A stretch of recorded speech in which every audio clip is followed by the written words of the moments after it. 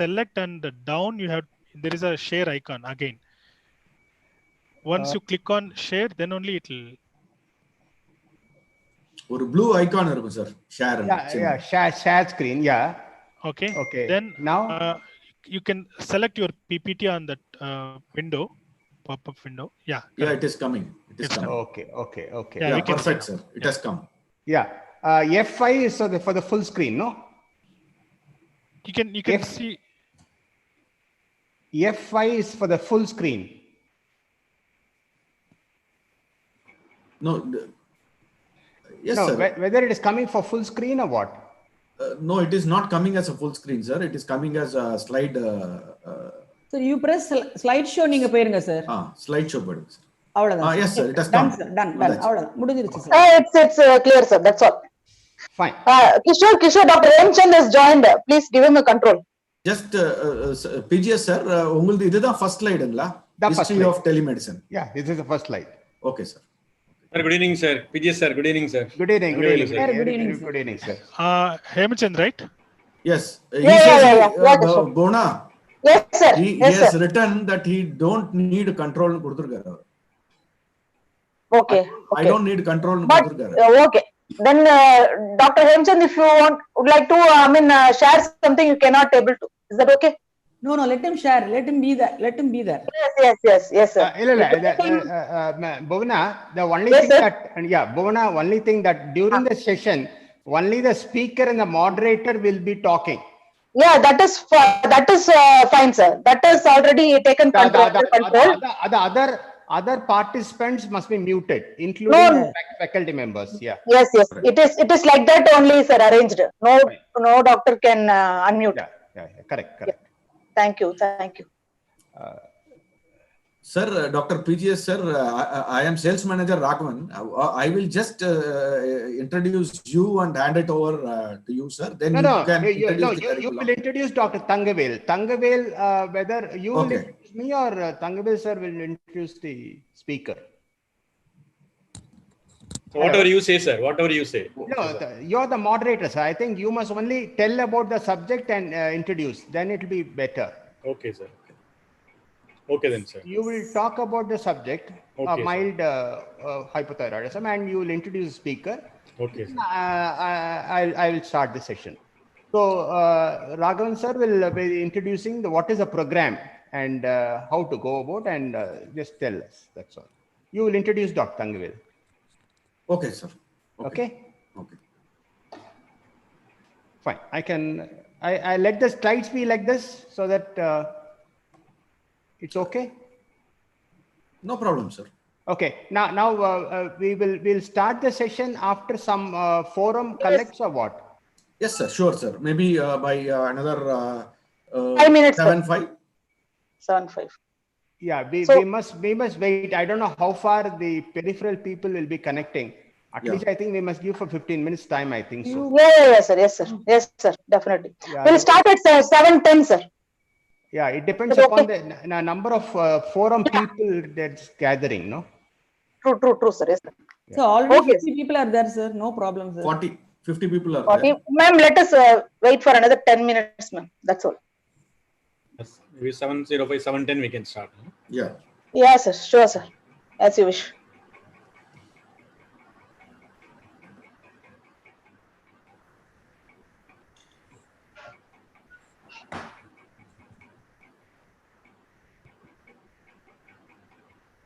So till now, how many audience have started joining?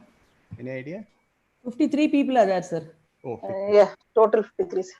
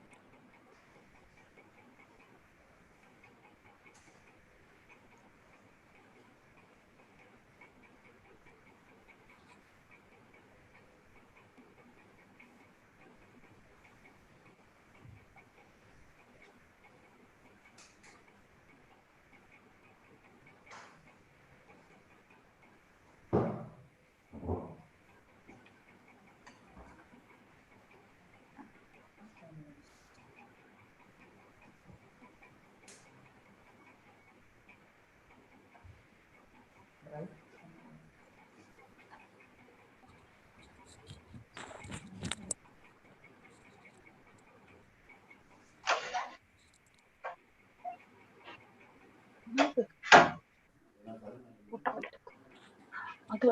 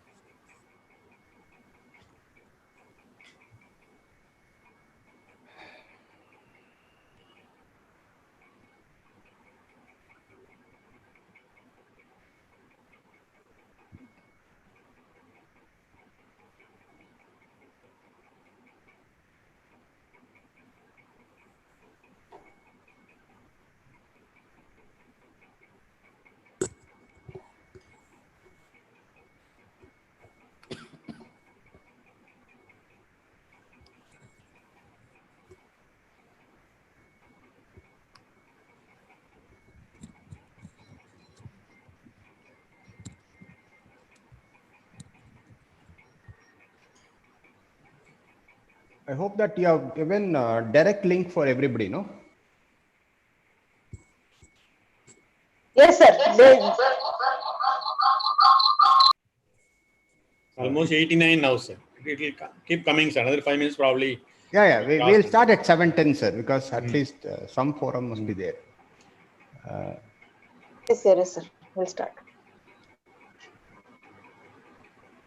All the faculty people have come. Dr. Venkatraman, Dr. Hemchand has come. I didn't see Venkatraman. Venkatraman is there? Yes, yes. He raised his hand PVR, and he's sir. chatting. He's chatting. There is there. ಅವ್ರನ್ನ promote ಮಾಡ್ರಿ ರೀ.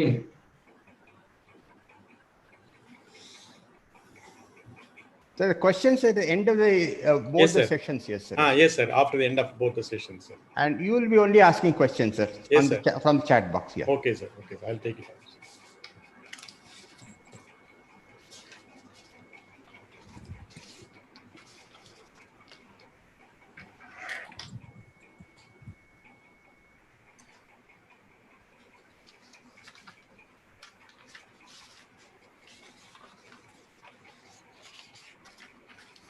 Hi sir. Hello. Good evening. Sir, எப்படி இருக்கீங்க? நல்லா இருக்குங்க. PVR உள்ள வந்தனே 100 போகுது. 100 ஆயிடுச்சு. ஆமா, நீங்க வந்தா தான் 100 வருது பாருங்க.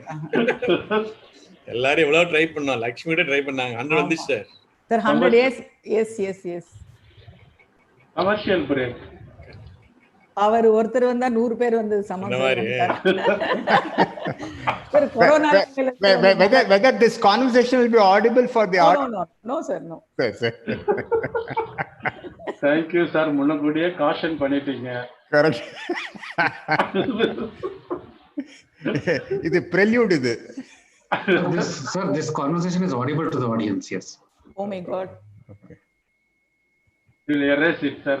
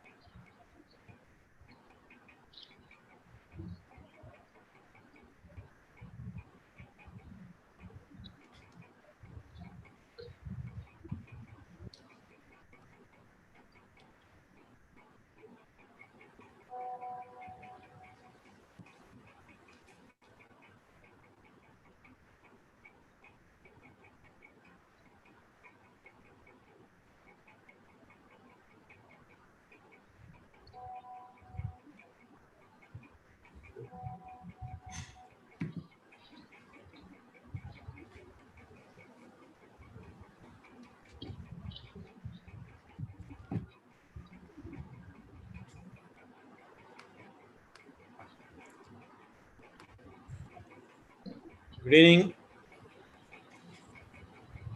Can we start, sir? Yes, sir. Another 5 minutes, sir. 7:10. Okay, sir. 7:10.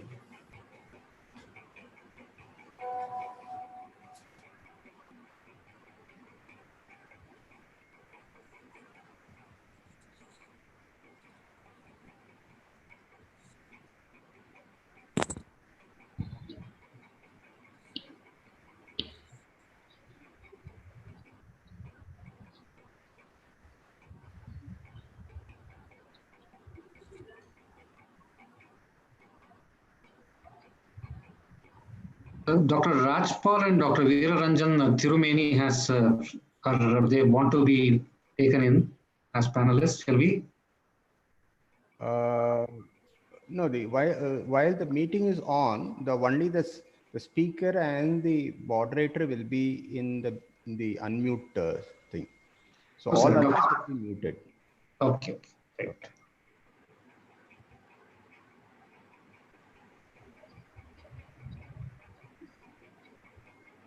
They can ask questions through the chat box.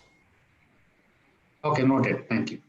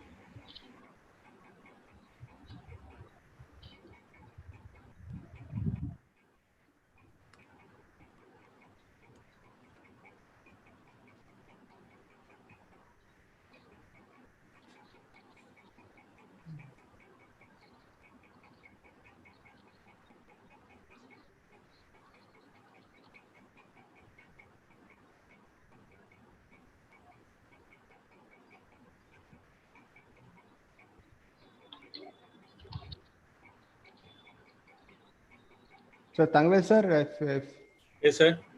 if it is okay with the number, we can start it. Yes, sir. Maybe another 4 minutes, sir. Maybe we'll wait for another 4 minutes. 7:10 we plan to start, sir.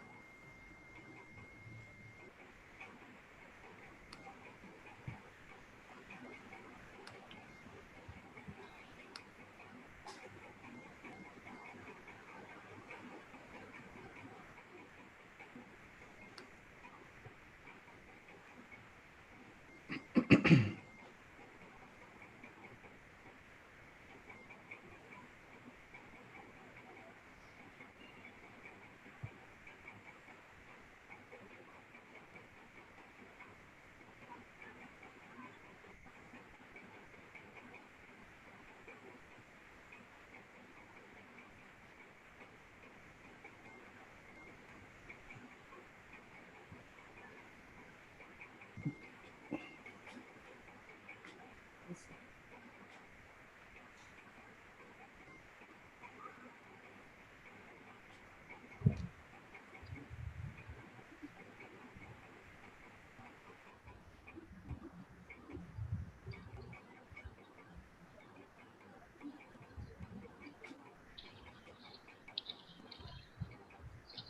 Good evening, Good evening, sir. respected Professor P G Sundaraman, Professor Venkatraman, Professor Lakshmi, Dr. Hemchand, and other learned faculty members, dear pediatrician friends and students.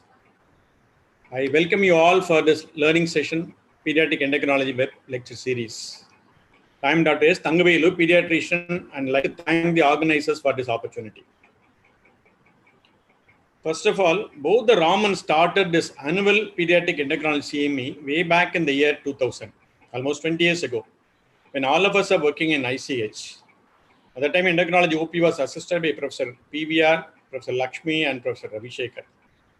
Then gradually, younger generation started shouldering the responsibility. Interesting part of the new development is many general pediatricians started focusing their attention on this complex subject of endocrinology. Generally, they will concentrate only on pulmonology, emergency room.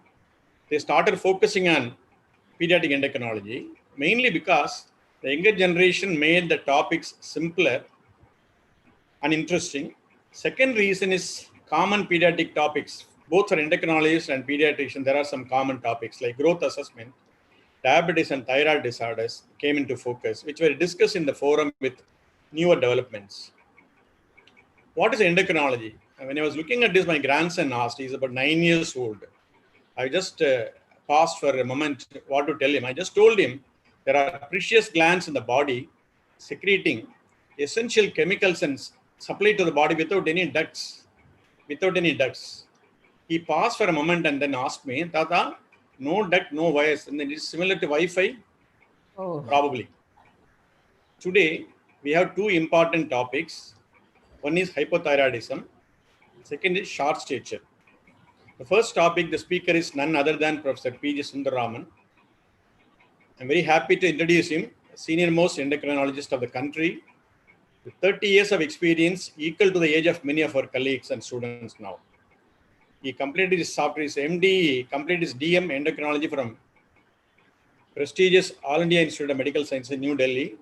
He served as a first endocrinologist at Institute of Obstetrics and Gynecology, covering also Institute of Child Health, Egmore, Chennai. He organized a full-fledged endocrinology department with radioimmunoassay laboratory facility to cater to the service of 750-bedded hospital at Institute of OG, covering also Institute of Child Health. At that time, in the ICH pediatric endocrinology OP will be almost similar to the general pediatric OP. So much of rarer conditions are being managed under the supervision of Professor Sundaraman. He voluntarily retired from Tamil Nadu government service and now he is available for consultation in many of the corporate hospitals now. One of the foremost teachers in endocrinology in the last 2-3 decades in India as well as in Tamil Nadu. Thyroid gland is a very, very important gland which has control over almost all the cells of the body, either the growth, neuronal maturation. It controls the sensitivity of the cells over by the catecholamines. It's got so much important functions. So when the thyroid functions are impaired, you know what will happen. So I invite Professor P G Sundaraman to talk on these important subjects, hypothyroidism.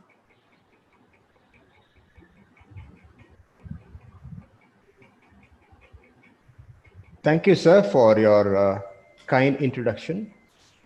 My respect to the moderator and dear friends. I first wish to thank Merck for giving the opportunity to address before you through teleconferencing.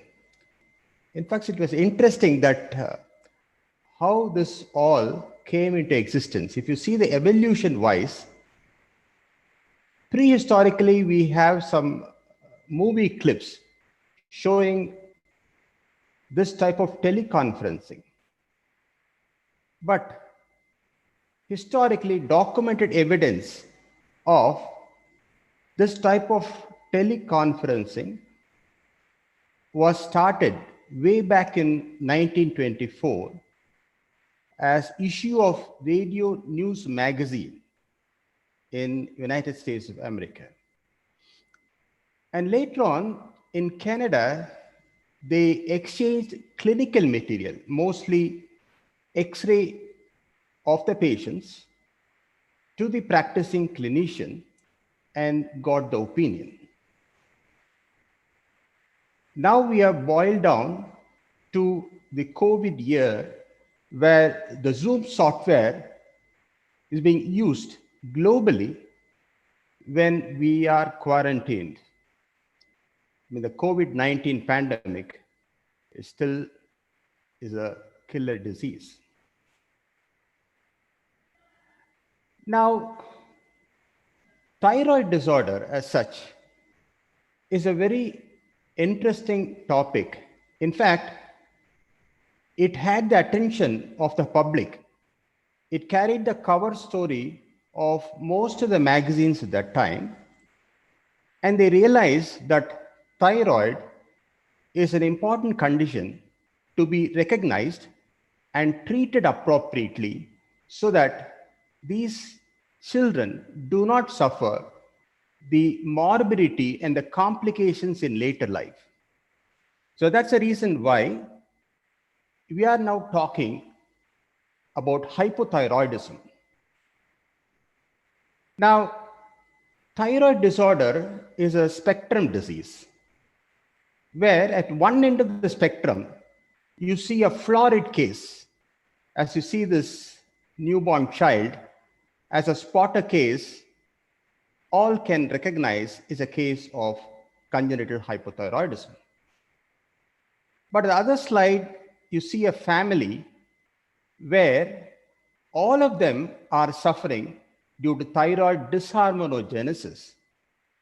But clinically, it is not evident that they have hypothyroidism. So one end of the spectrum, it is quite florid, and another end of the spectrum, it is very subtle. So with this in view, my content of talk will be about basically on hypothyroid in children, its manifestation in the newborn. Now, why we must diagnose this thyroid disorder, especially hypothyroidism in newborn, the benefits of replacing with levothyroxine, what are the various treatment modules, how you will treat, and what time you will give the medicines, the pitfalls in management, and finally, some take-home messages. Now, it is the important non-communicable disease following diabetes mellitus. And you are aware that initially Indians were iodine deficient and subsequently they became iodine sufficient. So this pattern of thyroid disease has occurred in our country because of the supplementation with iodized salt. But what we are concerned is about the functional status of the thyroid gland, whether the child is suffering from hypothyroidism or hyperthyroidism. And hypothyroidism is quite common, which occurs in 5.4% of the population. And India, it is around 54.4 million people. Now, it is not the numbers that matters, but what matter is the comorbidities which are associated with hypothyroidism. So these people can suffer of hyperlipidemia. They can have coexisting coronary vascular disease. And later life, it leads on to an autoimmune condition coexisting like diabetes mellitus. It may cause psychiatric ailment like depression, and the reproductive period, it causes infertility. Now, whenever you're talking about hypothyroidism, the clinical picture depends upon the degree of thyroid hormone deficiency and the duration of the thyroid hormone deficiency. Whether it is severe, whether it is a prolonged one, because this will affect all the tissues in the body. As we are aware that it occurs and affects from the head to foot. And that too, when the thyroid hormone is lacking in utero, it causes problem with a normal brain development. Now, for the practical reasons, we defined it as a primary, secondary, and tertiary. Can we take off that slide on the side that the audience can see the whole slide? Yes, Doctor. Audience can see full slide. Yeah. You can. Yeah. The primary problem is basically the problems with the thyroid. And the secondary is due to problems occurring in the pituitary gland, which may be a tumor, trauma, or congenital malformation. And tertiary is very rare, which is due to the hypothalamic disease. And as I told you, the severity depends, and it may be overt or mild variety. Now, to make it very simple, this outlines the various causes of congenital hypothyroidism. As I told you, it is basically due to dysgenesis, where it can be the developmental wise, there can be agenesis or ectopic thyroid. There can be abnormality in the hormone synthesis of the thyroid gland causing dysharmonogenesis, or it is due to a hypothalamo-pituitary axis abnormality. And there is also a potential for a transitory hypothyroidism, which may be due to drug-induced or maternal transfer of antibodies. Now, in hypothyroidism affecting children and adolescents, mostly it is autoimmune. It can be due to iodine deficiency. Once again, you must look into the history of drugs such as the consumption of antithyroid, anticonvulsants, lithium, tyrosine kinase inhibitors, or interferon, or there is evidence of thyroid injury in form of a thyroidectomy or a radioactive iodine usage, and maybe a part and parcel of a syndrome like Dye-George syndrome, Prader-Willi, like that. So there is a big chunk of causes which can cause congenital hypothyroidism and hypothyroidism in adolescent population. Now, when a child comes to you in the clinic, the basic thing that you are looking for in a hypothyroid, where it is a florid one, you look out for enlarged posterior fontanelle that is open, umbilical hernia, where the cry is very hoarse and the sound emitted are low. They may have associated feeding difficulty. They have respiratory discomfort. They have skin disorder and evidence of hypothermia, jaundice, and bradycardia. Now, in adolescents, what they usually come is for the statural abnormality. They come for short stature. Now, because of the short stature, they have failure to mingle with others. They cannot get acclimatized with their peer group. There is evidence of chronic constipation, which leads on to decreased appetite. And because of this, they have mineral absorption deficiency, resulting in deficiency of vitamin B12 and D.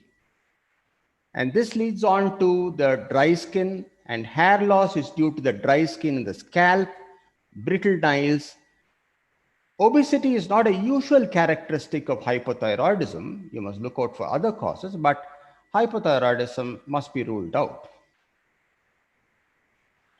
Now, we in the Institute of Child Health did a study of whether a congenital hypothyroidism has got association with the cardiac and the neural tube defects.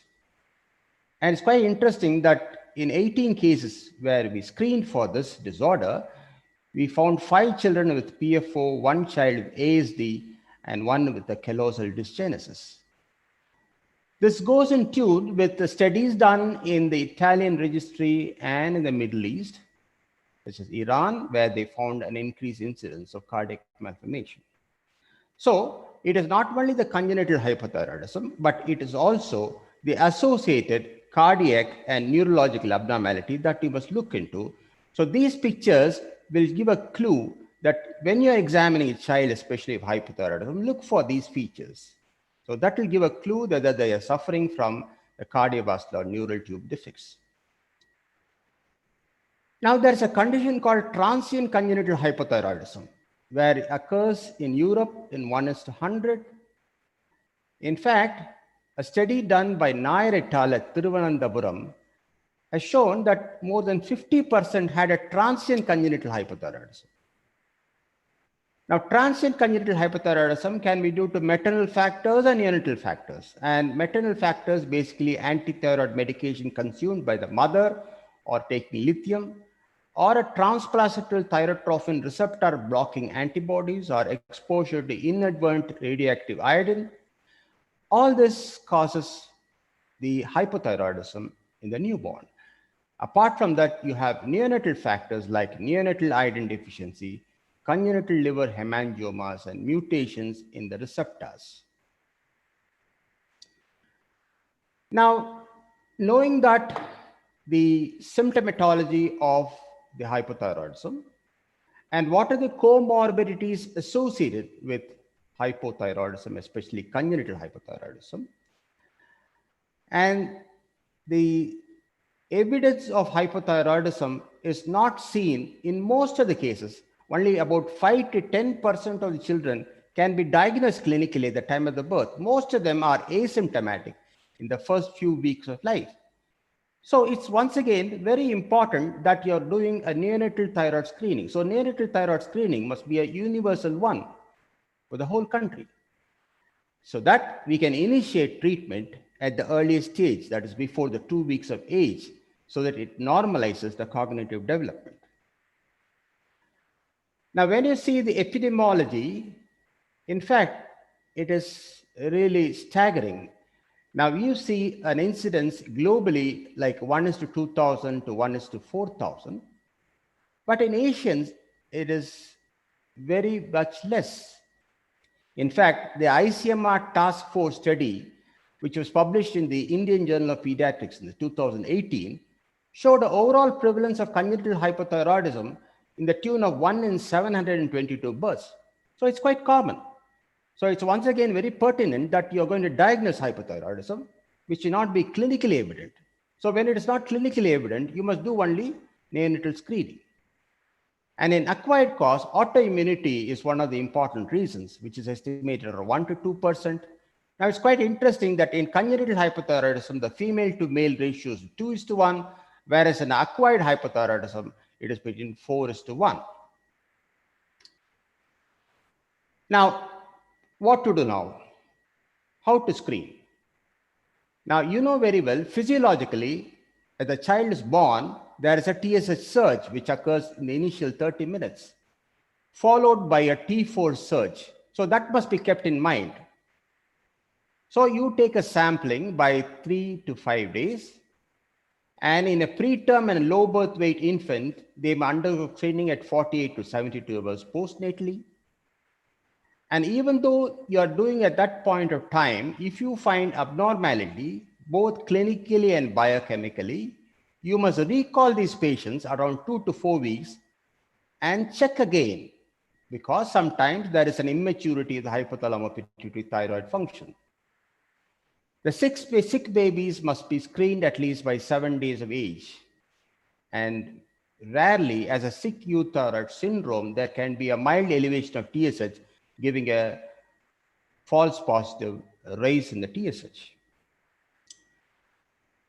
So this is a simple working algorithm which shows that when you do a screening, if the TSH is less than 10, usually it is normal, but you must see whether there is a decrease in the T4, because very rarely you miss a pituitary hypothyroidism where the TSH may be normal and the free T4 or a T4 will be low. That is a very rare incidence.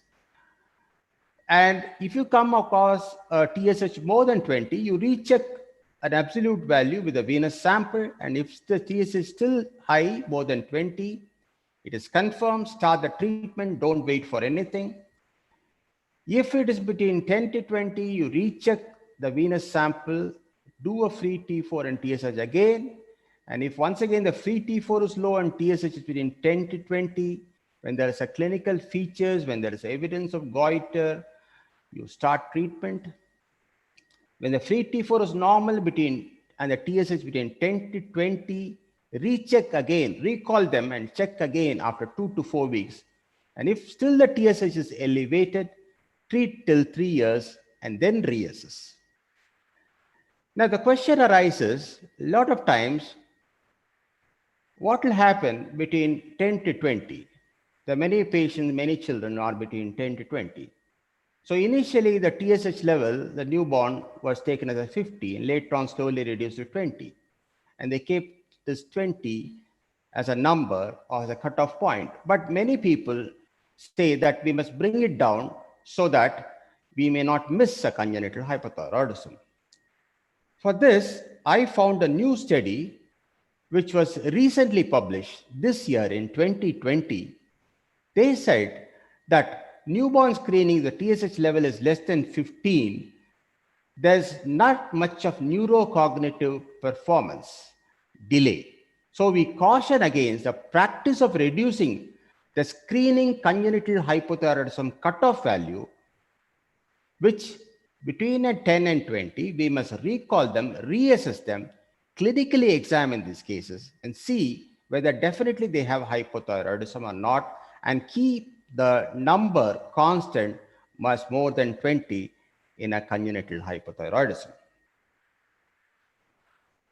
Now, after diagnosing congenital hypothyroidism, you're going to treat these patients immediately with a thyroid hormone. Then normally we see these patients and start them on 9.5 or 10 micrograms per kg per day. More than 80% of infants given replacement therapy before 3 months of age have greater IQ. And also the development wise, they are faster and normal. But what is very interesting is that if you delay the treatment, if the treatment is delayed more than 3 months, the IQ drops. And if it is delayed is more than 6 months, the IQ is still very low. So do not delay the treatment. As soon as you diagnose, you start the treatment. And when in doubt, or when there is a clinical evidence of hypothyroidism, you continue and you can reassess after 2 to 3 years. Now, what will happen if the diagnosis is delayed?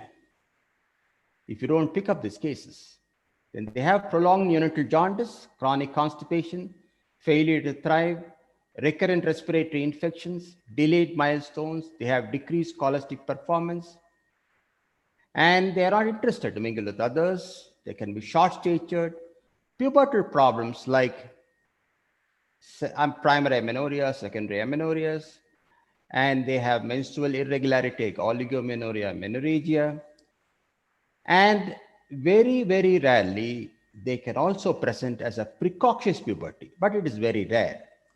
Skin and hair problem can occur. Usually these people complain of severe hair loss. They have mood disturbances and metabolic sequelae like coexisting diabetes mellitus. Now, investigations is quite simple. Just do a TSH. When it is required, you do a T4. But you must know that TSH peaks between 2 a.m. to 4 a.m. and decrease to the lowest levels between 4 p.m. to 8 p.m. So normally a sampling must be between 8 to 10 a.m. So that is very important. It is not a random selection that you do a TSH estimation. You must do a TSH estimation in the morning because there is a diurnal variation of TSH. And especially after 4 years of age, you also do an anti-thyroglobulin, anti-thyroid peroxidase antibodies to rule out Hashimoto's thyroiditis whenever it is available for you. It is not a must, but a TSH is a must. A presence of very high thyroglobulin may lead on to a diagnosis of tumor, but it is questionable. Thyroid ultrasound will always be important as a laboratory workup to know whether the person is having a goiter or not. Urinary iodine concentration, when there is iodine deficiency, especially the child is coming from iodine deficient areas where you want to replace the iodine because iodine is a raw material. So if you replace iodine, the child will be normal. So that is one more armamentarium in the investigation. The bedside diagnosis usually, as we learn, the X-ray at the time of the birth in a term baby, because the ossification center for the distal femoral epiphysis occurs around 36 weeks, where in a hypothyroidism that is absent. That is a very, very simple bedside diagnostic clue that you're dealing with a possible case of hypothyroidism. Now, when the nuclear imaging is available in your area, you can do a technetium scan of thyroid. This is basically to rule out dysgenesis or ectopic, especially lingual thyroid and all, and enzymatic defect like thyroid dysharmonogenesis, and to assess functional status, whether the patient is having hyperthyroidism or thyroiditis. So these are two important things. So this is in a very limited sense because it may not be available in all places. But what is essential is doing a TSH first, and if you require a T4, The best bedside diagnosis is X-ray of the knees, and if the facilities are there, you can do an ultrasound and a nuclear scan. Now, as I told you, after 3 years of age, there is a window where you can reassess. You stop the drug for 30 days, you do a free T4 and TSH, and if it is normal, then it's only a transient hypothyroidism, stop the drug treatment. And if you find a low free T4 and elevated TSH, then it is likely to be congenital hypothyroidism. And here I want to tell you that by doing a radionuclear scan, if you find agenesis or ectopic or a dysgenesis, there is no need to reassess the thyroid status, because you know very well the thyroid gland may be abnormal or functioning less. In that case, the patient, the child, will require a prolonged treatment. Now, this is the recommended levothyroxine dosage between 0 to 3 months is 10 to 15, 3 to 12 months, 6 to 10, 1 to 3 years, 4 to 6, 3 to 10 years, 3 to 5 micrograms per kg body weight, 10 to 16, 2 to 4 micrograms per kg body weight. And the onset of action is around 3 to 5 days, extremely highly protein bound. The half-life average is 7 days. So it's very important that you follow these set guidelines of starting the dose. Unlike in adults, there is no stepped up dose. You can start the full dose at the time of diagnosis because there is no cardiac ailment or anything. So you start the full dose, an appropriate dose, an adequate dose at the earliest possible time in a child. Now, how to monitor those and what level of T4 and TSH is ideal? Now, starting the T4, you assess again after 4 weeks, then every 1 to 2 months during the first 6 months of life, every 2 to 3 months between 6 months and 3 years of age, every 6 to 12 months until the growth is complete, 4 weeks after a change in the thyroxine dosage. If you want to change the dose of thyroxine, if you want to reduce the thyroxine dosage, you can repeat the TSH after 4 to 6 weeks. So you give a window period of 4 to 6 weeks. And whenever you're treating the patient, keep the T4 level at the upper normal range. If, for example, if it is 10 to 16, keep it at the upper normal range. And the TSH optimally must be kept between 0.5 to 2. So now we know that what is the dose that you must give, how frequently you must do the blood test, and keep the T4 at the upper normal range, and keep the TSH between 0.5 to 0.2. Now the question arises when to take levothyroxine and what to avoid. The current guidelines by the American Thyroid Association advise patients to take levothyroxine at least 60 minutes before the breakfast or the first meal of the day. It can be taken at bedtime because many times we know that the schools open early, the children get up late, they rush, they don't take the breakfast, or they take the breakfast as soon as they consume the tablets. So these problems arises. So what they did, it can be taken about 4 hours after the last meal. So that is one option that you must keep in mind. Avoid taking a thyroid hormone when you are having soybean flour or iron supplements or calcium supplements, antacids, some ulcer medicine like sucralfate. All this must not be taken along with levothyroxine, or at least there must be 4 to 6 hours gap.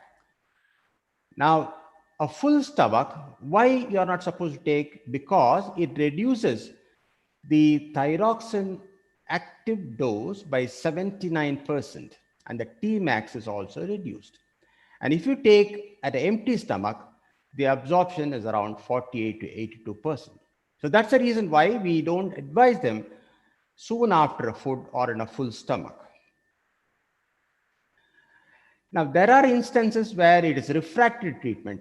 Then you must look out for autoimmune atrophic gastritis, where the absorption of the thyroxine is poor, or a H. pylori infection or irritable bowel disease, erratic dose and timing. Sometimes they miss the dose, they don't take it properly, increase in weight. You must be aware that as the weight increases, the dosage also increases because the dose is tighter upon the weight. so many micrograms per kg body weight. Pregnancy, especially in the teens, if they become pregnant, you must increase the dose. Addison's is another cause. Hepatic hemangioma is a very rare cause where the requirement of the thyroxine increases because there is increased degradation of the thyroid hormone. Never chase the T4 and TSH because some infants, they have an abnormal of the pituitary thyroid feedback mechanism. So it may take time. In some individuals, they may have high TSH, that is between 10 to 20, may persist in spite of a normal T4. And if they don't have a particular clinical picture of hypothyroidism, everything needs a clinical experience and clinical examination. So everything is individualized. It is not that a hearsay that you must follow a particular guidelines. So you must have in mind that you don't chase a TSH, so that if the T4 is normal, sometimes the T4 may be elevated, the TSH will also be elevated. Then there is an abnormality in the pituitary thyroid feedback mechanism. There are instances where a combination of T4 and T3 is given, but the majority of patients do well on the simple levothyroxine monotherapy. And in fact, the 2014 American Thyroid Association has found insufficient evidence to support the routine use of a combination of T4 and T3 therapy and not thyroid extract. You're not supposed to use a thyroid extract. Thyroid extract contains so many ingredients, including T3, thyroglobulin, all these things. So the purer form of thyrox is the levothyroxine must be used. Very rarely, some people may require a T3, especially thyroidectomy, or people wants to undergo surgery or immediately. Then in some very rare cases, they require T3. But generally, levothyroxine is the best drug of choice. Now, finally, pitfalls in managing hypothyroid in children is delay in instituting the treatment. That may never be done. You must start an adequate full dose of thyroxine at the earliest stage. Adequacy, adherence is very, very important. Keep the timings. Teach a child that they must take at a particular time, and there must be a gap of 60 minutes. And if there is not enough time, then they can be allowed to take at bedtime. Availability of proper medication must be there. Sometimes they miss the medication because the medication is not available. And rarely they switch out to native medicine, acupuncture, so many native varieties of therapy. Mixing thyroxine with iron syrup or soya milk, especially in neonates, must be avoided. And stopping thyroxine during travel and acute, that's very, very interesting phenomena. But many patients I've seen, they stop during the travel and acute illness, thinking that it will do more harm to them.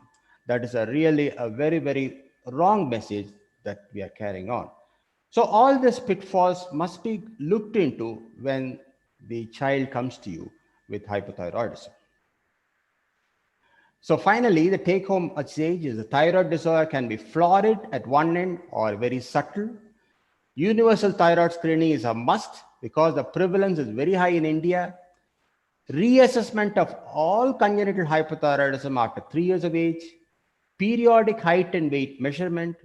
Follow the algorithm properly. Correct dose must be started at the earliest. Timing and compliance of the medication. Do not stop for assessment. Physical assessment must be done only after 3 years, not in between. Physical, intellectual, reproductive health to be monitored. Coexisting illness and medication, especially these children may have anemia, calcium deficiency, or vitamin that must be replaced. Levothyroxine, the best replacement, and especially during the COVID times, do not miss the levothyroxine dosage and do a regular teleconsultation with your physician, your pediatrician, so that you give adequate dosage and adequate therapy and ensure that they are clinically normal and euthyroid. So thank you for listening patiently and have a sumptuous dinner after the meeting. Thank you. Thank you, sir, for your elaborate coverage on hypothyroidism. Am I audible? Am I audible? Yeah, it's audible. Yeah. So I covered almost all the practical aspects of hypothyroidism, both in infants and older children. And we have some questions. Probably we'll cover the questions at the end of the second lecture, sir. Yes, sir. Thank you very much for your elaborate coverage on the topic. Thank you, sir. Thank you. Shall I invite Professor Lakshmi to talk on the subject short stature in children?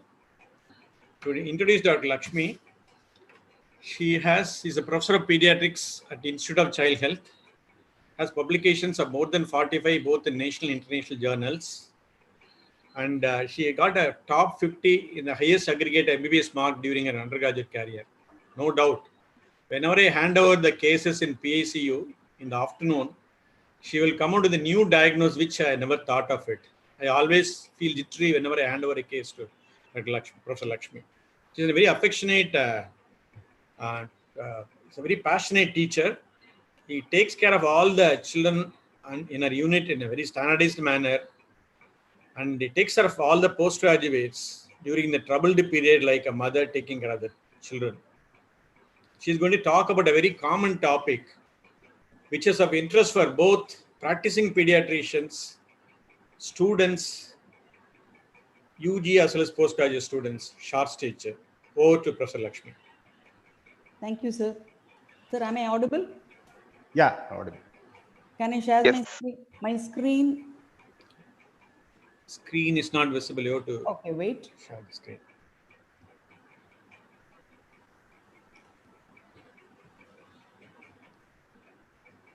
Yes, can you see my screen, yeah, sir? Visible. Yes.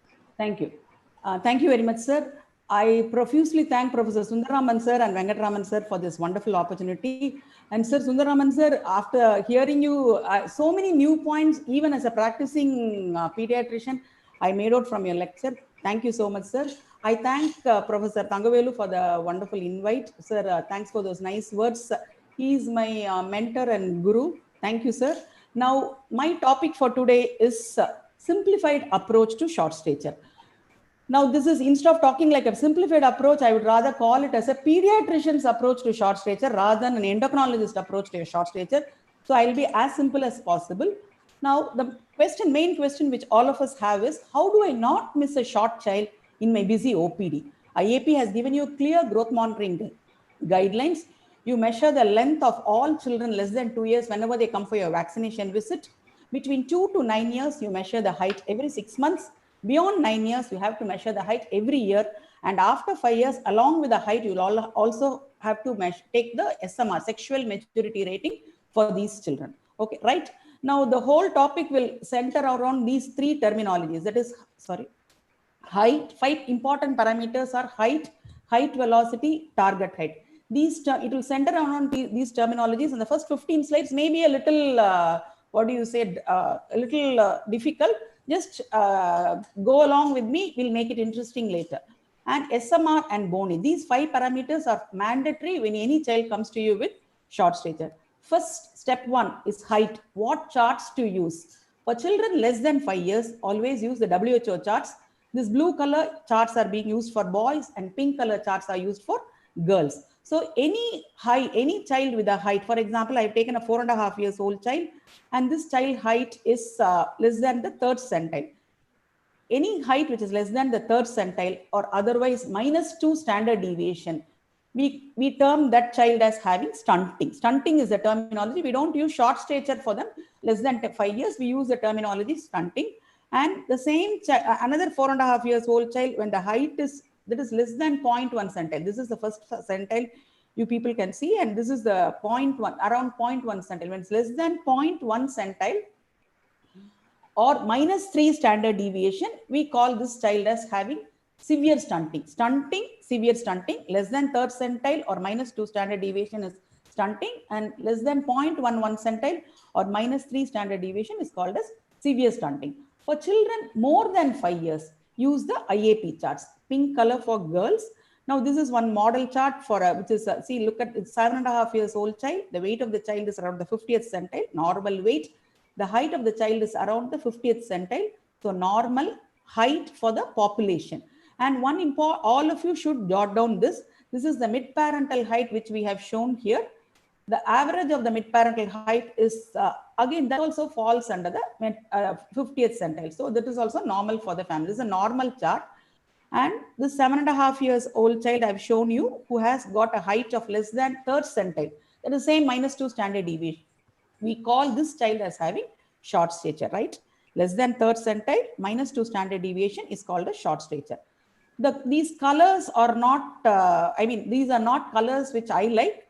Red indicates always danger. In the same way, this is, whenever this black color coding comes, it indicates very severe form or significant short stature. When the height is less than the 0.1 centile or -3 standard deviation, we call it as pathological short stature or significant short stature in these children. So step 1 is over. Step 2 is height velocity. Height velocity is more important than an absolute height. It is the most critical factor in evaluating the growth of the child. Even if the height is normal, but if the height velocity is abnormal or less, you will have to investigate the child. And height velocity, the term appears very high funda, but it is nothing like that. For example, take this child, a child whose at birth length is going to be 50 centimeters. By 1 year, the length is 75 centimeters. So the height velocity over 1 year is 25 centimeter per year. That is the height velocity or the growth velocity. For all children who are more than 4 years or 4 to 5 years of life, the child grows 5 centimeter per year roughly. So that 5 centimeter per year is the height velocity for that child, right? So it is a very simple parameter which you can monitor, and this you can do it over 6 months or over 1 year. At least 2 or 3 readings you need for you to get the height velocity. Now here, and this is a very important thing which I want you to follow. Now this child is an 8.5 years old child. The height of this child comes under the 25th centile, right? So that is normal. It is not less than 3rd centile. It's 25th centile. It is normal. At 9 years, I have plotted the height. That height is again comes under the 10th centile. That is also normal. At 9.5 years, it is again in the 10th centile. The height is normal between 8.5 to 9.5 years. It doesn't come under the heading of short stature at all. But still, the height, this child has not grown at all. It is remaining in the same height of 125 centimeters itself. The height velocity for this child is 0 because the same 125 centimeters is there. And this child has crossed 2 percentile lines over 1 year, which is pathological. So whenever the height growth velocity or the height velocity is below 5 centimeter per year, after 5 years of age, always do evaluation or investigation for that child. Then the third step is target height or height potential. The question most of the parents ask is how tall my child will grow. That is the target height at 18 years, or we otherwise call it as height potential. Target height is nothing. It is average of the mid-parental height. For a boy, you add 13, and for a girl, you minus 13. And this height will be plotted at 18 years of age. And the range is 5 to 6 centimeters above or below it. For example, see, this is a 12-year-old boy, to a 12-year-old boy. I have taken the child's height is 135 centimeters. It comes below the less 3rd centile. And the mid-parental height comes where around 165 centimeters. The child's height may be 5 centimeters above or below it. So this is what we call it as a target height, or it is the mid-parental height. Okay. So after taking three parameters, there is height, height velocity, and target height. We will now go to define how to define short stature. This is an old definition, but I still feel this old is very, very important, and old is gold. This height below the 3rd centile or 2 standard deviation, you call it a short stature. Growth velocity below the 25th centile or less than 4.5 centimeter per year, we call it a short stature. And whenever the child crosses 2 major centile lines, you can categorize the child. And again, when the predicted adult height or the target height is 5 centimeter below the mid-parental height range, we call it as short stature, right? But JCM consensus statement said, please don't express as percentile. Growth data must be expressed as z-scores or standard deviation and not as percentiles.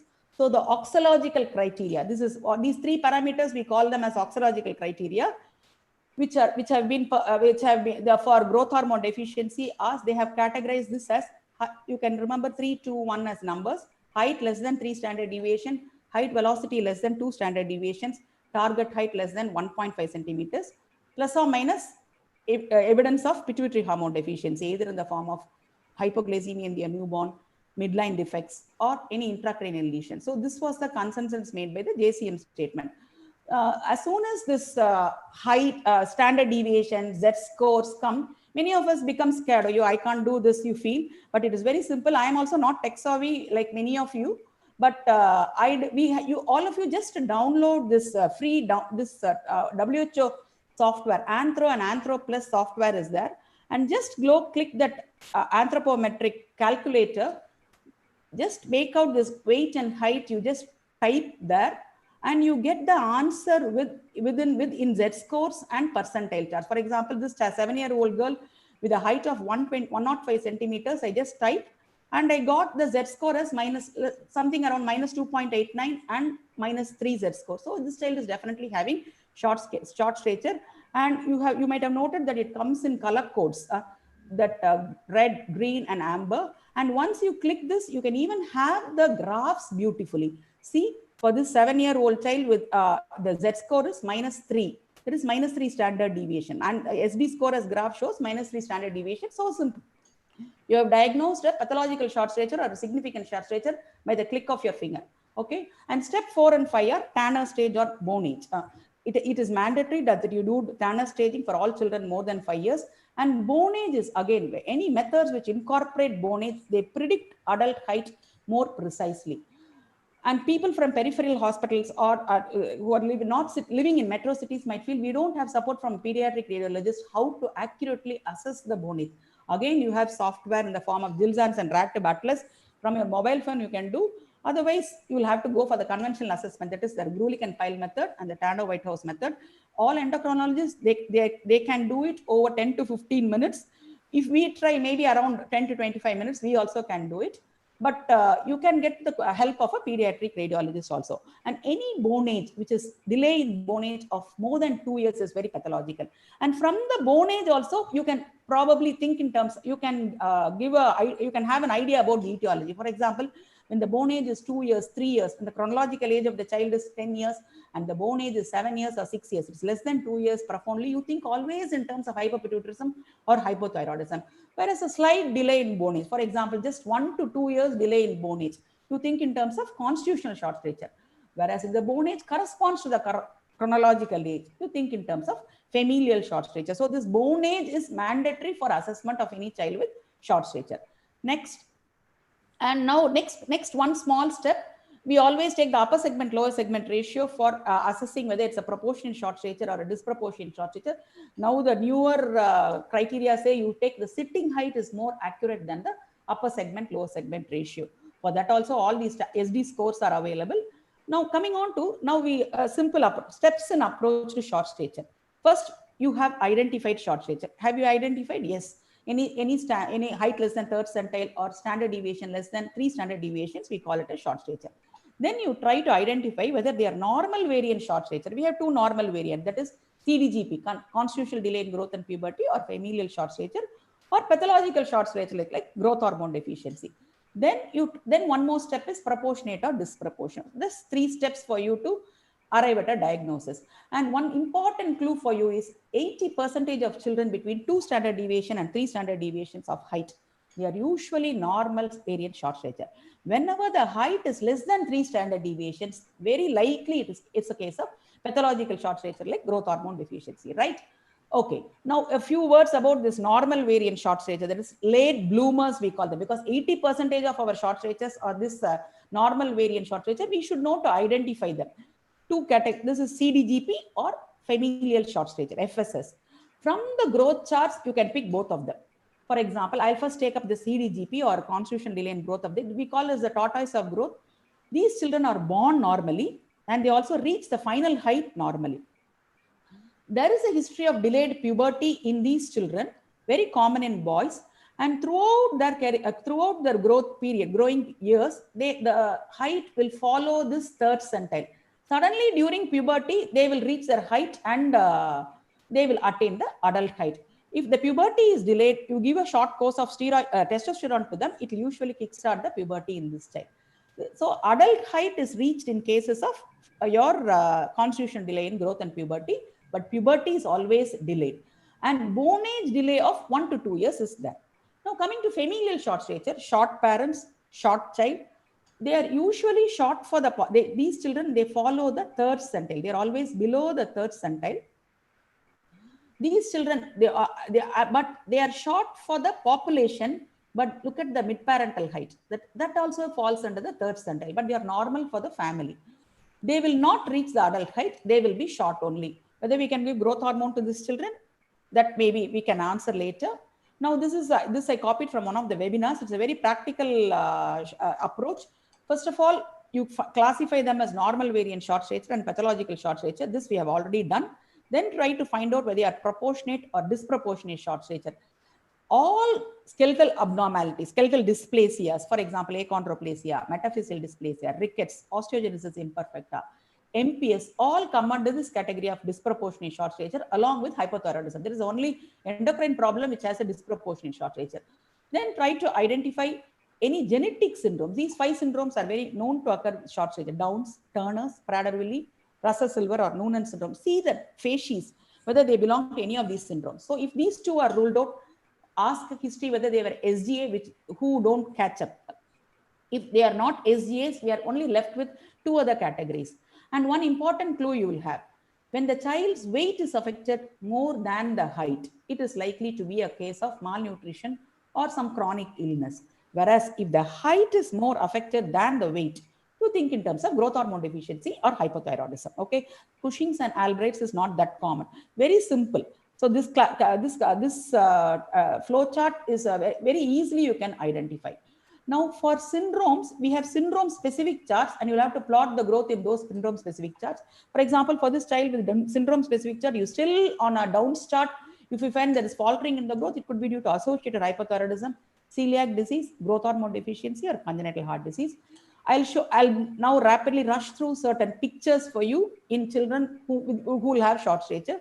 This is a classical case of Russell-Silver syndrome where there is clinodactyly, prominent forehead, and your triangular facies. And I think, can you identify this polysyndactyly in this child? This is a child with polysyndactyly and mesomelic shortening, a case of probably Ellis-Van Creveld syndrome with short stature. All of you can identify these 2. Mother short stature, child is also having short stature. Isomelic shortening is classically made out in this child. Both of them are having achondroplasia. We took an X-ray and found out there's the squared ilium, very characteristic, and reducing interpedicular distance, very characteristic. Now we are going to the level of molecular diagnosis of achondroplasia. It is an autosomal dominant mode of inheritance is there, that is being done. Next one, this all of you will be able to identify this picture. Lower half of the ilium is tapered. You're able to make up the middle beaking in this child and look at the middle constriction being maintained. Diagnosis, yes, you are right. Diagnosis is Marquio's disease. Corticomedullary differentiation is lost. The diagnosis is increased density of all bones, pycnodysostrosis, which can produce short stature, short 4th and 5th metacarpal, pseudohyperparathyroidism. So some of the bony dysplasias I have shown you. Now, after the bony dysplasias are over and genetic syndromes, these are some of the systemic diseases which can produce short stature. Among the systemic diseases, silent causes of short stature are your psychosocial short stature. CRF can present with short stature, especially RTA can present silently. Psychosocial dwarfism, we don't use the terminology, that can be silent. Some of these causes, okay. So now we have roughly arrived at probably etiological cause of short stature. We have seen what are the probable etiologies. The next comes the question of what to test. A battery of tests are available. Can we do all these investigations for all patients? No, it is not possible. This will be the cost for testing will be this. It's very tedious and expensive when you plan to do all the investigations. Always rationalize and follow the ICP model, that is infancy, childhood, and puberty growth model for testing. For example, infancy, that's up to first 4 years of life. Causes of short stature will be either nutritional or some problem in the in utero environment, or should be skeletal dysplasias or bones. Between 5 to 10 years, childhood, the problem is usually growth hormone deficiency. In puberty, it is usually the sex hormone deficiency. I'll just rush through 3 slides. Now, this child is there's a 2.5 years old child whose weight is it's less than the 3rd centile. So it's an underweight child. And the height is again less than the 3rd centile. It's a stunted child. History, there was a history of preterm or SGA. This child, So this child, we have made out the diagnosis of short stature. One, this child was nutrition along with a history of SGA. Similarly, this child who has come to you at the age of again less than 5 years, where we think it is bones can also be the problem for short stature. Height is very well below the third centile. This must be a pathologic short stature. Skeletal survey was done. This X-ray resembles the X-ray of rickets, a diagnosis or metametaphyseal dysplasia, whatever. So less than 5 years, think in terms of bony problems, SGA or nutrition as a cause of short stature, and do investigations appropriately. During childhood, whenever this child has a short stature of less than 0.1 centile probably, and look at the characteristic facies of this child. I'm not supposed to show the picture, but the facies I want you to get into your mind. The midfacial crowding is very characteristic of these children. This is a classical case of growth hormone deficiency. Growth hormone stimulation was done, MRI brain was done, and growth hormone deficiency was there. Between 5 to 10 years of life, think in terms of growth hormone deficiency as one of the cause of short stature. Older children, for example, two boys, this is the younger one, this is the elder one. The younger one's height is normal. The mid-parental height is also normal. The target height is normal for the family. But whereas this child, look at the child's height. Child's height is well below the third centile. A diagnosis. So think always in terms, LH, and testosterone was done. The child was evaluated and found to have Kallmann syndrome. So this is the ICP model you can follow to how to test or what to test. But one thing, very important thing is presenting with the post-facial features. The second child presented in the childhood with constipation. The third child presented at puberty for short stature. For all these children, TSH was normal. So any short child, any age group, thyroid profile is mandatory. That is a basic for all cases of short stature. A simple investigation will save you a lot of trouble. So always do T4 TSH in all children with short stature. In the same way, any female child, all girl children should have a karyotype irrespective of the clinical phenotype. Even though they may not have the clinical phenotype, a karyotyping is maybe necessary because they can present again in the infancy with this classical webbing, with skeletal abnormalities, or with sexual infantilism. So what a female child, mandatory for you to do a karyotyping to rule out Turner syndrome. So now we have finished the major portion. How common is endocrine short stature? Even in an endocrine clinic, only 1/3 of them will have endocrine causes of short stature. For example, growth hormone deficiency. And these two children, again, please take this children. Both the children are different children. Both of them look alike, as though only the dress has changed. Both these children have growth hormone deficiency. This mid-facial crowding and short stature, the alert, intelligent look is very characteristic of your growth hormone deficiency. And in fact, this child has growth hormone insensitivity syndrome and Laurent's case. Yes. And the usual red flag signs in these children are, again, the facies, typical facies. And look at the single central incisor, which you have seen in this child. These children can present to you with micropenis, undescended testis, or labial hypoplasia, or cleft palate. Always think in terms of, whenever midline defects are there, think in terms of growth hormone deficiency. Screening for endocrine short stature, the two investigations, bone age and IGF-1. IGF-1 is a very good sensitive screening test. Whenever the IGF-1 is less than the third centile and the bone age is more than 2 years, always think in terms of growth hormone deficiency or endocrine cause. And don't do random single growth hormone tests in these children. Always do a stimulation test.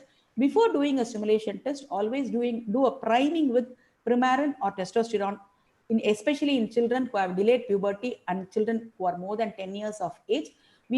Whether we should do 2 stimulation tests or 1 stimulation test, 1 is enough as per the recent Growth Hormone Response Society 2019 guidelines. And chloronin is usually preferred. It's a very safe drug, but always do it as an inpatient. And all values of growth hormone less than 10 micrograms indicates growth hormone deficiency. And MRI is mandatory for all children when you suspect growth hormone deficiency. Please always look for hypoplasia of anterior pituitary. You should look for the ectopic posterior pituitary or stalk abnormalities. This should be, and a pediatric radiologist opinion has to be sought in these children. And MRI also rules out a tumor in such children. Consider early growth hormone therapy in children who are less than 10 nanograms. And how much, this is the question commonly asked by most of the pediatricians, how much improvement is height is expected? First year, it is 10 to 14 centimeters.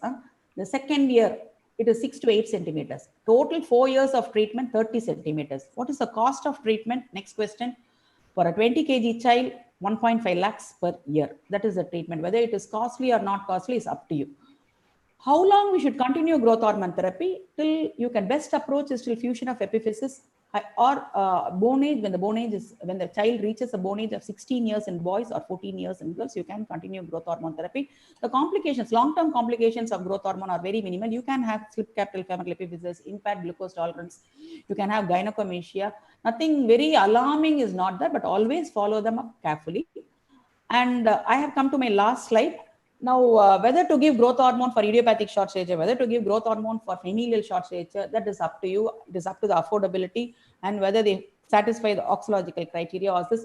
But this Messi's mother, who was diagnosed to have mother or father, who was diagnosed to have growth hormone deficiency, was given growth hormone. And look at Messi, he has become a wonderful football player, and all of us love to watch him. So growth hormone is safe. And the take-home messages from me for you are always look at the height measurements as Z-scores over the percentiles. Even in an endocrine clinic, non-endocrine short stature is commonest. Oxology, that is your height, height velocity, target height, scores over all parameters in growth hormone assessment. Rule out hypothyroidism in all cases. Rule out Turner syndrome in all female children. Individualized testing and no battery of tests for all kids. Thanks. Thank you. Thanks a lot for patient listening. Thank you, Thangavelu sir. Thank you, Lakshmi. Thank You you. nicely covered. You satisfied both the practitioners on one end, another end the postgraduate students. Wonderful algorithms. You present an almost an atlas of various syndromes. It's quite interesting the way you presented, and it's also very crisp. You gave only 3 points to assess a child with short stature, and changing definitions also you have told us. Now, can we go for the questions? To begin with, Professor Sundaraman sir, can I start with you? Yeah, definitely. Sir, always your talks are extraordinarily, it starts with something totally different.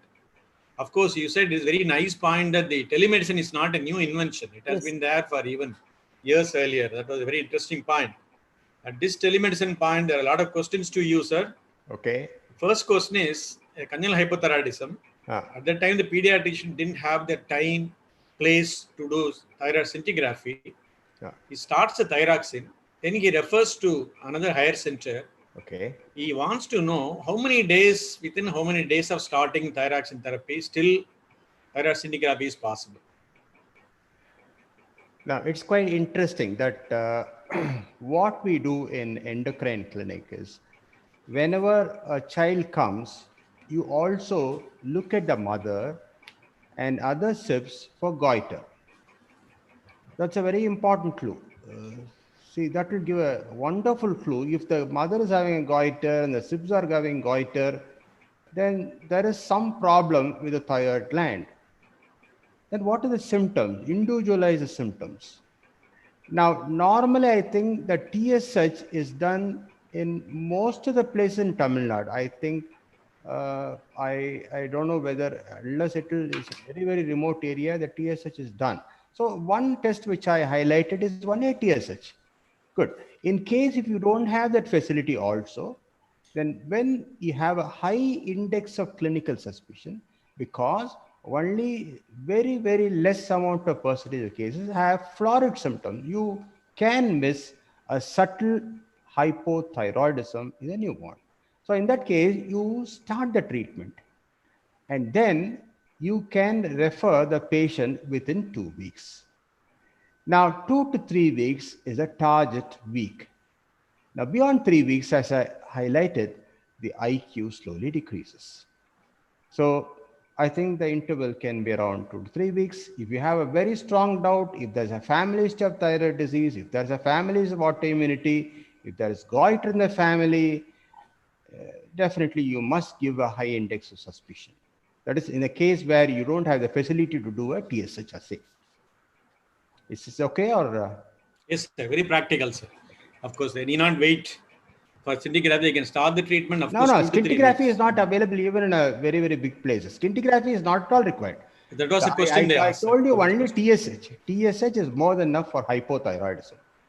There are instances you must do a T4 in certain cases. That are rarer cases. Of course, as you said, the TSH is available freely in most of the even smaller towns, sir. May not be a problem. Most of the towns it's available. Available, sir.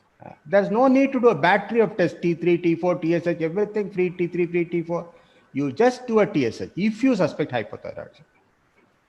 Thank you, sir. Very practical answer, sir. These are some questions around the newborn period. Okay. Cause for prolonged jaundice in the congenital hypothyroidism. Like an exam question. Now, basically what happens, most of the metabolic functions, most of the enzymatic machinery, most of the intracellular process, most of the receptors get deranged where there is going to be an abnormal accumulation of the products. And all this will lead on. In fact, there are instances where you find a high creatinine, a high OTPT, bilirubin abnormalities, all these things. All this basically boils down because of the slow metabolic rate that occurs in hypothyroidism. How frequently the delayed passage of meconium was observed in newborn period, sir? Should be a good marker to suspect. See, there are varied causes for the delayed passage of meconium. Now, I'm not telling that all cases are hypothyroid. So you must corroborate your clinical at the time of your examination. And if you feel that this is the case, then you have the likelihood of treating these cases. We cannot generalize how long it will take, how frequent it will take. That is not available in hypothyroidism. In fact, sometimes what happens, even if you replace thyroxine full dosage, then they have even constipation continuing. Then you must think that there is something wrong, rather than, see, hypothyroidism can occur in association also, or it may not be even a hypothyroidism. It may be some other thing. Sir, another question. The normal range of thyroid profile, does it vary with the gestational age? Is it same for a child with preterm baby as well as a term baby, or any subtle variations to be identified when you are investigating the preterm babies? Basically, you must wait for the recall rate after 2 to 4 weeks. And for 6 children, you must wait for 7 days. Then for preterm babies, you must wait for certain weeks. So this definitely changes because the ratio of the TSH elevation only occurs at the term baby. In fact, the T3 rises earlier also. And there is going to be an abnormality of TSH secretion also in the preterm. So all this must be taken to credence, and you definitely have a recall rate after then you do a initial assessment of these children. Now, basically speaking, if you have a 6th child, you call for after 7 days, or if you have a preterm child, you call them back after 10 to 15 days. Maybe after the child getting discharged, sir, when the child is sick and hospitalized. After getting discharged, we can call them back and do the test. The problem is, if the child is getting discharged, it's very difficult to get back to the child. Now, if you have a very strong suspicion, then you start the treatment. Good. In that case, you keep track of these cases and follow up these cases. If it is more than 7 days, definitely once they are in the hospital, you can do after the 7th day.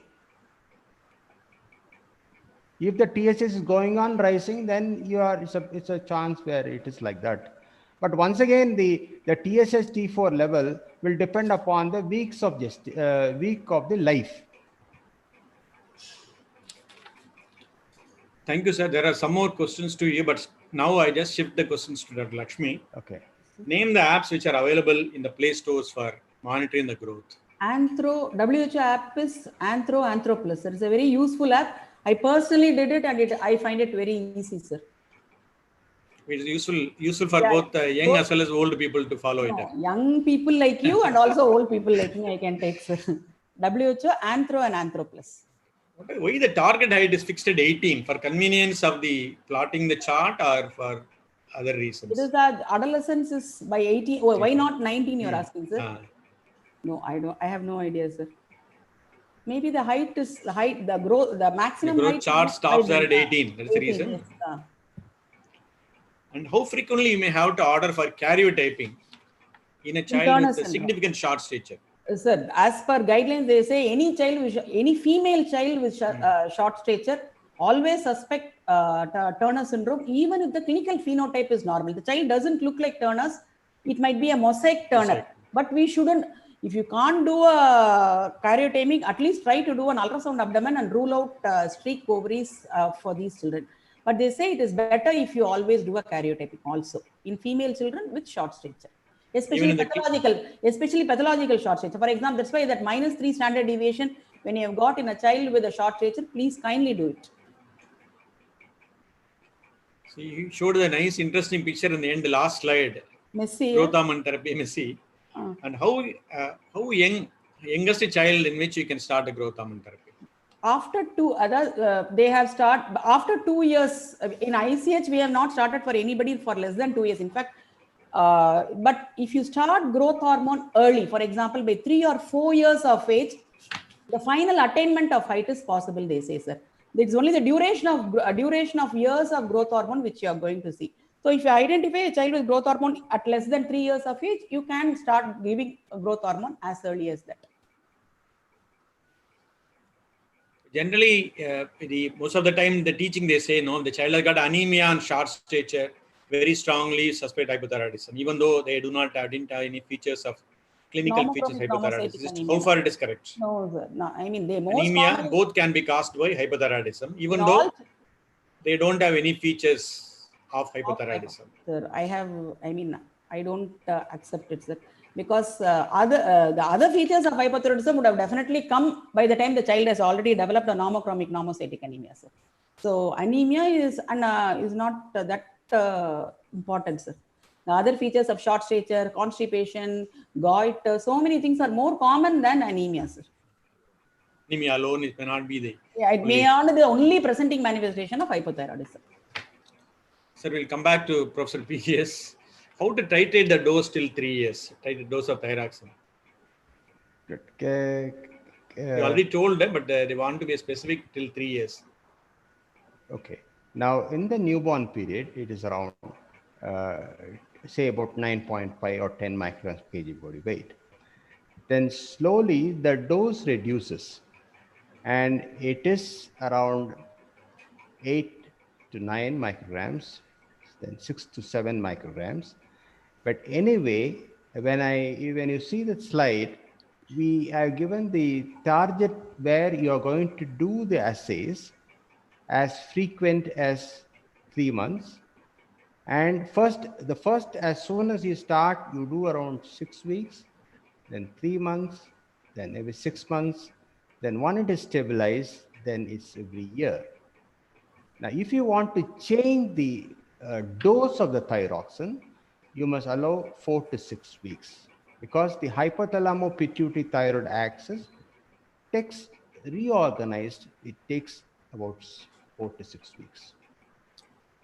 Continuation of the same questions. They say if it is consistently the levels are normal, okay, should you have to, after 10 microgram per kg dosage, should you have to reduce it further? The repeated levels remains it's a very normal. quite interesting phenomena. Not every child will require 10 micrograms. It is not. That is why you do a assay after 4 to 6 weeks of starting a dose. Now, in case you find the TSH is very low and the T4 is normal, or T4 is elevated, definitely the requirement will definitely decrease. Now, there are instances when I also told you there is a condition called a transitory hypothyroidism, which can occur in patients whose mother had suffered of thyrotoxicosis, and there's a transplacental transfer of some medication, or it is going to be an antibody transplacentally getting transferred, like blocking antibodies. In these situations, it's quite tricky, and they will go on decreasing the level. The TSH will in fact become normalized. The T4 may be elevated. In these situations, you definitely need a specialized consultation. And also, we must think whether this child is suffering from transitory hypothyroidism. Now, there are instances where you can reduce a dosage, go on reducing the dosage, And even if you go down to 25 or a 12.5, if the child is still having a normal level, then I personally feel that you can have a window period of 4 weeks of stopping the medicine of a very low dose and reassess after 4 weeks. When you find that it's likely to be a case of a transitory hypothyroidism. But what the guideline says, even if you think like that, you do not stop for 3 years of age because of the doubt of having cognitive and milestones of brain development are impaired. But practically, these are all only clinical observations where we come across like these cases where even at a 12.5 microgram, the T4 will be low, the TSH, the T4 will be elevated, the TSH will be normal. In that cases, I think you must be rethinking that what cases we are on. This is highly individualized. So you prefer that even at the lowest dose to continue till 3 years to take a decision because of the cognitive. Yeah, that guideline says that you are not supposed to start when you. Now, see, once again, it is any metabolic disorder. You take diabetes mellitus or any metabolic disorders. It's highly individualized. You put in your laboratory values, you put in your clinical examination, your clinical history, the family history, the presence of goiter. So many things are coming into the play. Now, if you come to a problem, or if in doubt, you can also refer to some other physician or a specialist. So you can put together and see what can be done. But the guideline says that when you diagnose a hypothyroidism, that's why what happens, the cutoff value, they are not decreasing. That's why I told you the recent paper, 2020, this year, they have shown that you must not reduce the cutoff value more less than 20. Even they have reduced to 15, he says it's wrong. Because even with 15, they did a follow-up in New Zealand where patients with TSH level of less than 15, and they were assessed at the age of 4 to 6 years, they did not have much of cognitive or brain development delay. So these are all, once again, coming to the questions of, it's a number game. It's a number game. We decide the number. Sir, an infant having a congenital heart disease, okay, the uncorrected hypothyroidism, whether the hypothyroidism is a contraindication for taking up the child for surgery? No, never. Never hypothyroidism is a contraindication. We don't recognize a coronary artery disease or a coronary artery disease or infarction, ischemia and all. It's very, very uncommon. That maybe, I don't know how many cases will be there, but normally it is not a contraindication. Because the problem with the older age, why it is contraindicated? Because there is an existing atherosclerosis. And whenever you increase the heart rate, the requirement of thyroxine is increased because of the metabolism is increased by giving a dose of thyroxine. Then it gives a strain to the heart. Now, when you give strain to the heart, the supply becomes detrimental. And the supply becomes detrimental, it leads on to ischemia. So if a case of a VSD coming to you or ASD coming to you, that's not a contraindication. If the patient is not having a coronary artery disease or atherosclerosis. Of course, with continuing the thyroxine, they can undergo. That's what definitely. There's no need to stop the thyroxine. So there are two more questions for you, sir. That is, one pediatrician shares his experience. A 13-year-old girl present with the classical puffiness of face, edema legs. Extensive investigation did not reveal anything positive except features of hypothyroidism. After treatment of hypothyroidism, edema, puffiness of face all disappeared. Can we label this as mixed edema? Check the laboratory first. Yes, the laboratory sometimes may give spurious reports. That is number one. Now, there are a lot of instances where hypothyroid mimicking syndrome, for example, commonly a nephrotic syndrome, it may mimic sometimes. There are a lot of instances, but you also examine clinically. You find that clinically it is more evident of a hypothyroidism. You ask for a repeat TSH test in a different lab and see. Normally, in a hypothyroid, the TSH must be elevated. But very, very interesting. If it is a case of a secondary hypothyroidism, then you may have a normal TSH. Then you will have a low T4 or sometimes a normal T4. Then look out for a pituitary abnormality. So whether we are, then look out for a coexisting other hormone disturbances, whether the person is having a delayed puberty, the person is having a delay in the menarche. So all this is put it together, then you can come to a probable conclusion. So it is not a primary, that is why I told you, for the reasons of the hypothyroidism, we divide it into a primary, that is basically from thyroid, or it is secondary from the pituitary gland, or a tertiary from the hypothalamus. So it depends upon what case you're doing. But normally, only in a primary hypothyroidism, you have a florid signs of hypothyroidism, not in a secondary and a tertiary. It is very rare to get a florid symptoms. Only in a primary hypothyroidism, you have a more of a puffiness of face and edema legs and all. So, and also you look out for other causes like nutritional deficiencies, other causes, other metabolic disorders, other renal defects. All these things you get into it. I think by chance, I think you just treat them and become normal. Many times it's what I can say, it may be a placebo effect, like steroid. Now, if you give a steroid, you feel good. It may be a placebo effect also, but I don't know about that case. I'm just telling you. So one little controversial question. Pros and cons of iodized and non-iodized salt. There are a lot of people still prefer to have a non-iodized natural salt, which was practiced earlier. What are the pros and cons? Is there any problem due to the iodized salt?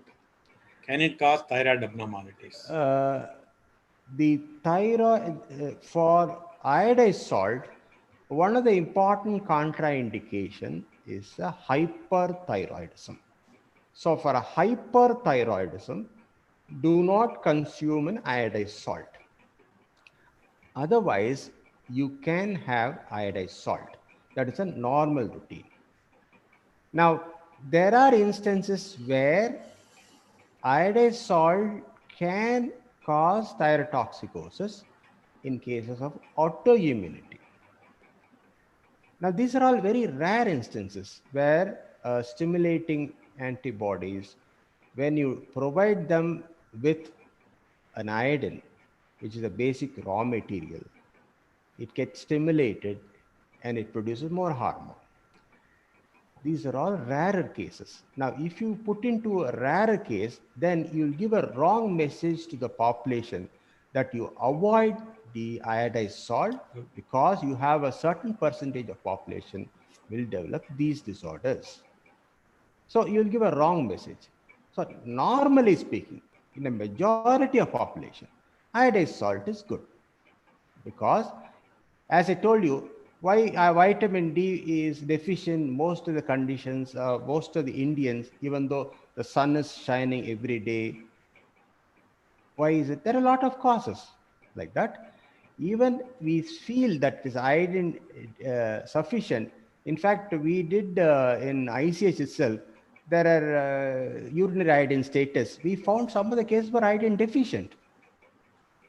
So we will give a wrong message of stating that don't take iodized salt, take a rock salt. The only contraindication I have seen is that when in a case of a hyperthyroidism or the patient is going for a radioisotope scan or any other scan where it requires to stop the iodized medicine. In those instances, then it is proper. Otherwise, you give a wrong message that don't take iodized salt. Thank you, sir. Except these two reasons, hypothyroidism are going for investigations. Yeah. The iodized salt is always preferred for general reasons. General reasons. For rarer causes, don't take always the rarer causes. We can't generalize based on the rarer incidents. Rarer instances, yes, correct. Thank you, sir. Very clear, sir. I'll move on to Lakshmi in the last question. Okay. When doctor wants to know that child has got a familial short stature. Okay, So sir. do you advise growth hormone for this? At what age? Otherwise, a well child, only the familial short stature. Age of the child, sir? They wouldn't They have have not mentioned what okay. age they should start. It may, whether it is beneficial or not, familial short stature, growth hormone response society says, if they can afford, they can have growth hormone, sir. Whether how far it is going to help them, we don't know. But if they can afford, they can give a trial. Especially when they have a good height, when the bone age is, it is, for example, if it is only, if there is no delay in bone age, you can try, sir. Growth hormone response society says you can try, but they'll have to weigh the pros and cons, and maybe they can get the Sundaraman sir's advice or endocrinologist's opinion before doing that, but it can be given. Thank you very much for both the speakers. It's an interesting session. There are a lot of questions, both practical as well as theoretical questions. Thank you so much for your patient and elaborate. Thank you, sir. Thank you, sir. Thank you so much, sir. We learned a lot in this discussion. Thank you so much. Thanks all the participants. Can I take some time for 2-3 minutes for the organizers? Yeah, please. Can you please wait before leaving? Yeah. Can I request yeah, please. the organizers to utilize the term? Yeah. Maybe 2-3 minutes. 2-3 powerful minutes you can utilize. Yes. Thank you, sir. Thank you.